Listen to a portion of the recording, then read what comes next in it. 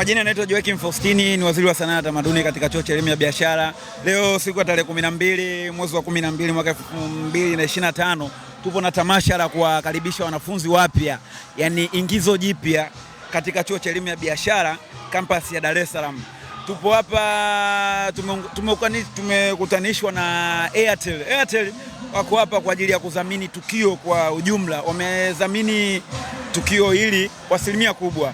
Wametufungulia opportunity, kuna opportunity kubwa ambazo wametuletea kwa wanafunzi wa mwaka mpya.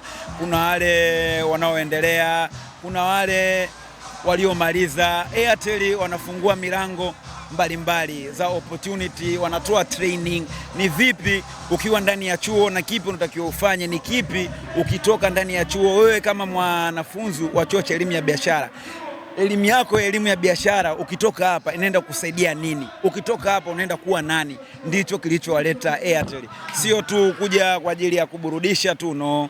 Wamekuja kutoa na elimu mbalimbali. Ni kipi ukifanye mwanafunzi wapo ndani ya chuo na nje ya chuo, na umuhimu wa elimu uliokuja kuifuata mahali hapa. Shukrani, mnakaribishwa na wengine, tujumuike. Tupo hapa mpaka asubuhi. Asanteni. Tumeona sasa serikali ikiweka nguvu kubwa hasa kwa vijana. Naam. Pengine sasa nyinyi vijana wenyewe mnazungumziaje hilo? Kwenu pengine ni fursa kwenu au sio fursa serikali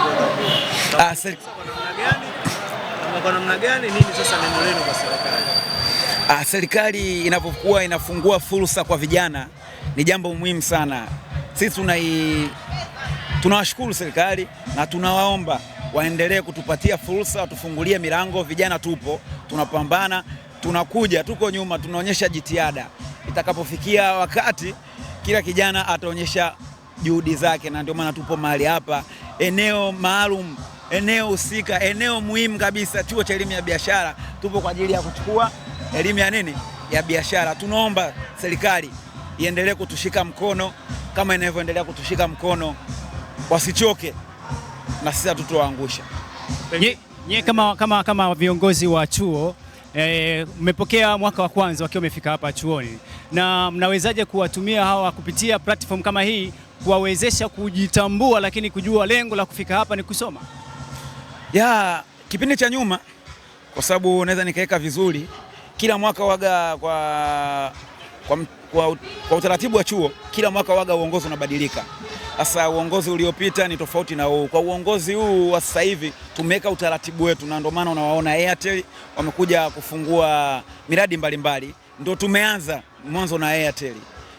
Wamekuja kwa ajili ya kufungua miradi mbalimbali, opportunity, vijana kuwafungulia njia, kuwaonyesha ni kipi wafanye, kama nilivyotangulia hapo kusema mwanzo.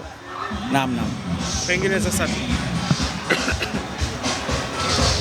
kuna kitu nakihitaji. Naam. Pengine sasa licha ya uwepo hapa shuleni, wanafunzi kutoka hapa shuleni, kuna mambo mengi sana mnakuwa mnayapitia.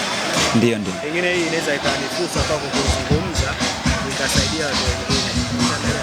Pengine unaweza kuzungumza, bwana, sisi wanafunzi licha ambacho tunasoma, upatikane wa ajira umekuwa labda ni kidogo, hata kama upatikane ni mkubwa, watu wengi ambao wanakuwa wanaomba wanakuwa hawana fursa, hawana sifa.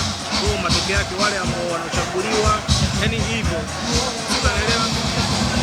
Ni kweli, ukiangalia hata katika idadi ya wanaomaliza na wanaoajiriwa, au tuanze wale wanapoanza, kwa mfano tunaweza sisi tulivyokuwa tunaanza mwaka wa kwanza, mimi niko mwaka wa 3 naenda kuhitimu. Kipindi tunaanza tulianza kadi kama watu 500, lakini mwaka wa 3 sasa hivi tuko 200, ambapo kila siku unaona kwenye group la official watu wana left. Ni kwa sababu gani? Walikosa ile elimu. Unajua pale tunavyotoka mtaani, mtu anatoka form 6 anajua mimi naenda chuo bata. Kwa kila mmoja anakuwa na ile kauli chuo bata. Anakuja kushtuka mwaka wa pili pale, GPA inacheza 1.2, 1.1, unakuta Hebu samani, naomba iko ulichokizungumza weka vizuri. Ndio nilikuwa naenda. Anza na kitu moja. Umekuwa na changamoto baadhi ya wanafunzi. Ndio tunaenda. Tunahitaji flow hiyo ili tusaidie sisi. Ndio nilikuwa nakuja huko. Umenikatisha kweli. Umeona? Unakuta tatizo liko wapi? Unaona, tunapokuwa tunaanza pale, tunakuwa tunaanza wengi. Wanafunzi tunakuwa tumetoka sehemu mbalimbali, tunakuwa tuna elimu tofauti. kila mmoja anakuwa na ile mentality yake. Chuo ni bata, mwingine anasema chuo ni sehemu ya connection, mwingine chuo ni sehemu naenda kuconnect. Sasa tunapokutana katika mkusanyiko watu wengi hapa, kila mmoja katoka na tabia yake, katoka huko. Kwa mfano nikutolea mfano sisi kipindi mimi niko mwaka wa 3. Kipindi inaanza mwaka wa kwanza tulikuwa wanafunzi kama 500 kama si 600. Lakini tumeenda mwaka wa pili tukapunguzwa mpaka tumebaki kama 200, 300. Sasa hivi tuko 200 ambao wanaenda wanapungua mmoja unakuta. Ni kwa sababu gani? Ni pale wanapokuwa wanafika katika mazingira ya chuo, wanakuwa hawana ile elimu kipi naenda ukitafuta. Unakuta wanakuja kujua tayari wengine washapoteza, ndo tunakuja kulalamika ajira hamna, tulikuwa tujui. Lakini kwa sasa uongozi wa serikali ya wanafunzi, chuo cha elimu ya biashara imekiangalia hicho kitu na tumekuja nacho, na ndio maana tuko na Airtel, wamekiangalia hicho kitu. Kwa hiyo kuanzia sasa watakuwa wanatoa elimu.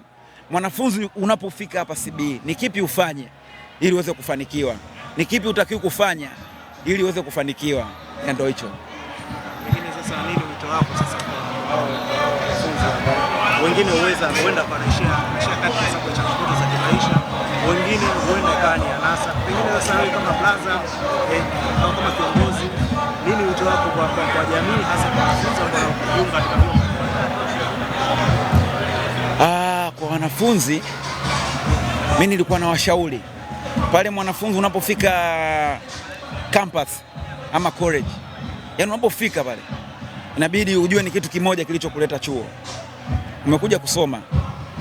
Unapofika chuo unakutana na watu tofauti. Kuna watakao kupoteza na watakao kuonyesha njia iliyo sahihi. Wewe ndio unayeamua, mimi naenda kupotea ama naenda katika njia sahihi. Ndio maana narudia pale, tumefika mwaka huu, tumekuja na Airtel, wamekuja kivingine. Kuanzia sasa watakuwa wanatoa training, hii itakuwa ni mwendelezo. Training ni kipi ufanye ili ubaki kwenye njia, ili wanataka kutengenezea njia, utakapokuona maliza unajua nenda wapi, nenda kufanya nini. Kama ni swala la ajira, kuajiliwa litakuja, lakini ukiwa na plan B yako, elimu yako ikakusaidie nini, hiyo swala la ajira litakuja. Lakini wewe kama wewe unatoka, hautoki kwa ajili nikasubiri ajira, hapana. Ajira itanikuta nikiwa naendelea na mambo yangu. Naam. Bwana, shukrani sana. Asante.